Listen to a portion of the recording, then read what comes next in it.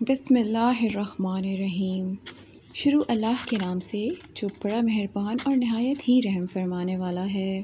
دوستوں، حضرت علی مرتضیٰ رضی اللہ تعالیٰ عنہ کی شہادت کا واقعہ قدر تفصیل سے اسماعیل بن راشد کی روایت سے نقل کیا گیا ہے، جسے ہم آج آپ کو سنانے جا رہے ہیں۔ ساتھیوں، پہلے ہم آپ کو فرقہ خوارج کا کچھ تعارف بیان کریں گے، پھر اس کے بعد حضرت علی شیر خدا کی شہادت کا واقعہ بھی ہم آپ کو سنائیں گے۔ ساتھیوں، خوارج در حقیقت حضرت علی المرتضیٰ رضی اللہ تعالیٰ عنہ کے لشکر کا ہی ایک خاص گروہ تھا، جو کہ اپنی حماقت اور ذہنی کجروی کی وجہ سے ان کے فیصلے کو غلط اور معاذ اللہ قرآن کریم کی سریع خلاف سمجھ کر ان کا مخالف و آمادۂ بغاوت ہو گیا تھا۔ دوستوں، حضرت علی کے لشکر میں سے ہی بننے والے فرقے خوارج کی تعداد کئی ہزاروں میں تھی، لیکن حضرت علی رضی اللہ تعالیٰ عنہ کی افہام و تفہیم کے نتیجے میں اس فرقے میں سے ایک خاص تعداد راہ راست پر بھی آ گئی تھی، لیکن اس خوارج فرقے کی ایک بڑی تعداد اب بھی گمراہی پر قائم تھی اور قتل و قتال میں لگی رہتی تھی، جس کی وجہ سے حضرت علی کو ان کے خلاف اپنی طاقت کا استعمال کرنا ہی پڑا، جس کی وجہ سے بہت بڑی تعداد میں خوارج فرقے کے باغیوں کا خاتمہ ہوا، لیکن کچھ افراد اس میں ابھی بھی باقی رہ رہے تھے۔ ساتھیوں، خوارج فرقے کے باقی رہ جانے والوں میں سے ایک برق بن عبداللہ، دوسرا عمر بن بکر تمیمی اور تیسرا عبد الرحمن بن ملحجم، یہ تینوں مکہ مکرمہ میں ایک جگہ جمع ہو گئے اور حضرت علی کے لشکر اور ان کے خلاف سازش کرنے پہ تبادلہ خیال کرنے لگے، اور بات اس نتیجے پر پہنچی کہ سارا فتنہ حضرت علی کے لشکر والوں کا ہے، جن کے ہاتھ میں حکومت ہے، اور وہ ان کو ختم کرنے کا ارادہ رکھنے لگے۔ خوارج فرقے کے بچے ہوئے ان تین فسادیوں نے حضرت علی کے لشکر کے تین افراد کو نامزد کیا۔ پہلے حضرت معاویہ رضی اللہ تعالیٰ عنہ، دوسرے حضرت عمر بن عاص رضی اللہ تعالیٰ عنہ، اور تیسرے خود شیر خدا حضرت علی رضی اللہ تعالیٰ عنہ۔ ساتھیوں، پہلے باغی خوارج نے حضرت معاویہ رضی اللہ تعالیٰ عنہ کو قتل کرنے کی ذمہ داری لی، جبکہ دوسرے باغی خوارج نے حضرت عمر بن عاص کو ختم کرنے کی ذمہ داری لی، اور آخر میں تیسرے باغی خوارج نے کہا کہ وہ حضرت علی شیر خدا کا خاتمہ کرے گا۔ پھر ان تینوں فتنہ باز خوارجوں نے آپس میں عہد کیا کہ وہ رمضان المبارک کی 17 تاریخ کی فجر کی نماز کے بعد جب وہ تینوں گھر سے نکلیں گے اور حضرت علی اور ان کے دو صحابیوں پر حملہ کر دیں گے، کیونکہ دوستوں، حضرت علی کے دور میں نماز کی امامت خلیفہ وقت ہی کرتے تھے یا پھر ان کے مقررہ کیے ہوئے امیر ہی کر سکتے تھے۔ دوستوں، خوارج فرقے کے بچے ہوئے تینوں فتنہ باز نے اپنے بنائے ہوئے پلان کے مطابق پہلا باغی خوارج حضرت امیر معاویہ کے دارالحکومت دمشق روانہ ہو گیا، اور دوسرا باغی خوارج مصر کی طرف، جہاں کے امیر و حاکم حضرت عمر بن عاص رضی اللہ تعالیٰ عنہ تھے، جبکہ تیسرا خوارج کوفہ پہنچا، جہاں پر وہ شیر خدا حضرت علی رضی اللہ تعالیٰ عنہ کو قتل کرنے کا ارادہ رکھتا تھا۔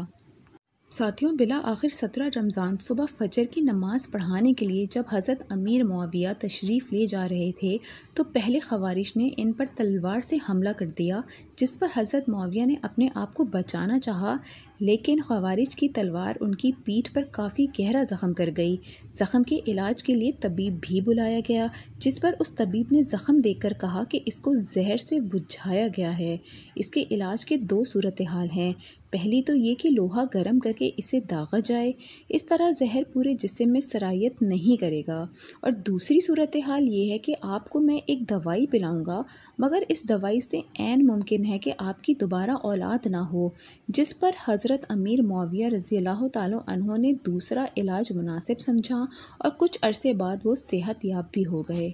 دوستوں، دوسری طرف دوسرا فسادی خوارج اپنے پروگرام کے مطابق حضرت عمر بن عاص کو ختم کرنے کے لیے مصر پہنچ گیا تھا، لیکن اللہ تعالیٰ کی طرف سے 17 رمضان کی رات حضرت عمر بن عاص کو ایسی تکلیف ہو گئی کہ وہ فجر کی نماز پڑھانے کے لیے مسجد نہیں جا سکے، اور انہوں نے اپنی جگہ ایک دوسرے صاحب کو مسجد بھیج دیا، جس کی وجہ سے دوسرے فسادی خوارج نے ان صاحب کو حضرت عمر بن عاص سمجھ کر تلوار کا وار کیا، اور وہ صاحب شہید ہو گئے۔ لوگوں نے دوسرے خوارج کو گرفتار کر کے مصر کے امیر و حاکم عمر بن عاص رضی اللہ تعالیٰ عنہ کی خدمت میں پیش کیا، جس پر اس خوارج نے لوگوں سے پوچھا کہ یہ کون ہیں، تو لوگوں نے جواب دیا کہ یہ حضرت عمر بن عاص ہیں، جس پر دوسرے باغی خوارج نے کہا کہ اے بدبخت، تو میرے ہاتھوں سے کیسے بچ گیا، ورنہ میرا تو تجھے قتل کرنے کا ارادہ تھا۔ جس پر حضرت عمر بن عاص نے اس دوسرے باغی خوارج کو جواب دیا کہ تیرے ارادے سے بڑا ارادہ اللہ کا تھا، جس کی وجہ سے میں بچ گیا۔ ساتھیوں، حضرت عمر بن عاص نے پھر دوسرے باغی خوارج کو قتل کروا دیا۔ دوستوں، اب ان تینوں میں سے سب سے باغی خوارج جو سب سے بدترین خوارج تھا وہ عبد الرحمن تھا۔ عبد الرحمن اپنے مقررہ پلان کے مطابق کوفہ پہنچا۔ وہ 17 رمضان کو فجر سے پہلے مسجد کے راستے میں چھپ کے بیٹھ گیا۔ حضرت علی مرتضیٰ رضی اللہ تعالیٰ عنہ کا معمول تھا کہ وہ گھر سے نکل کر زور سے اذکار پڑھتے اور لوگوں کو نماز کے لیے بلاتے ہوئے مسجد تشریف لے جاتے۔ اس دن بھی اسی طرح ہوا۔ حضرت علی حسب معمول مسجد تشریف لا رہے تھے کہ بدبخت تیسرا خوارج جو مسجد کے راستے میں چھپ کے بیٹھا تھا سامنے حضرت علی کے سامنے آ گیا اور آپ رضی اللہ تعالیٰ عنہ کی پیشانی پر تیز دھار تلوار سے وار کیا اور بھاگنے کے لیے دوڑا ہی تھا کہ لوگوں نے اسے پکڑ لیا اور حضرت علی کے سامنے پیش کر دیا۔ حضرت علی نے اپنے بڑے صاحبزادے حضرت حسن رضی اللہ تعالیٰ عنہ سے فرمایا کہ اگر میں زندہ رہا تو اس باغی خوارج کے بارے میں جیسا چاہوں گا ویسا فیصلہ کروں گا، لیکن اگر میں فوت ہو گیا تو پھر اس کو شرعی قانون و قصاص کے مطابق قتل کر دینا۔ دوستوں، ساتھ ہی ساتھ حضرت علی رضی اللہ تعالیٰ عنہ نے اپنے بڑے بیٹے حسن رضی اللہ تعالیٰ عنہ کو خاص طور پہ تاکید کی تھی کہ اس باغی خوارج کو مسلا نہ جائے، یعنی ہاتھ، پاؤں اور دیگر اعضاء وغیرہ الگ الگ نہ کاٹے جائیں۔ ساتھیوں، بالآخر حضرت علی رضی اللہ تعالیٰ عنہ اس باغی خوارج کی ضرب کے نتیجے میں شہید ہو گئے، جس پر حضرت حسن رضی اللہ تعالیٰ عنہ نے اپنے والد صاحب کی وصیت کو مد نظر رکھتے ہوئے اس باغی خوارج کو قتل کر دیا۔ دوستوں، آپ کو ہماری آج کی ویڈیو یہ کیسی لگی ہمیں کامنٹ سیکشن میں ضرور بتائیے گا، اور اگر آپ نے ہمارے چینل کو ابھی تک سبسکرائب نہیں کیا تو اسے سبسکرائب کر لیجئے، اور اگر آپ کے پاس ہمارے لیے کوئی قیمتی رائے ہو تو ہمیں ضرور آگاہ کیجیے گا۔